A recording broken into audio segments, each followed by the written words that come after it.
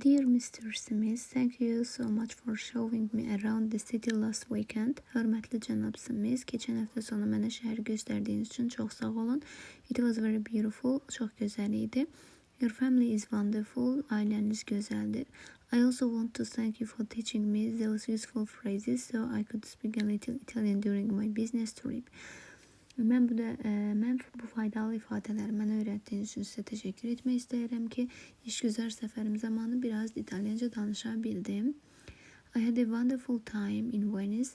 Venesiyada gözəl vaxt keçirdim. I enjoyed the trip immensely. Səfərdən hədsiz zövq aldım.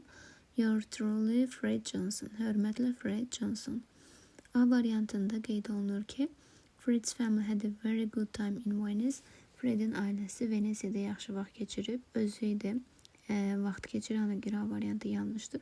Fred wasn't able to see Mr. Smith's family. Fred cənab Smith'in ailəsini görə bilmədi. Və burada qeyd olunur əslində ki, yəni sənin ailən gözəl idi, demək ki, ailəni görüb, ona görə B variantı yanlışdır.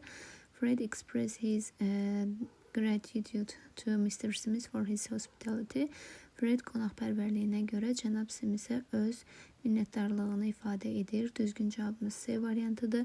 Mr. Smith was on business trip in Italian last weekend. Cənab Smith keçən həftə sonu İtaliyada qeyd olunur ki, biznes səyahətində idi. Smith deyil də Johnson idi. Yəni Fred Johnson idi səyahətdə olan. Fred was taught Italian for a long time by Mr. Smith. Qısa vaxt, daha doğrusu uzun vaxt müddətində cənab Smith tərəfindən İtalyan dili öyrədildi.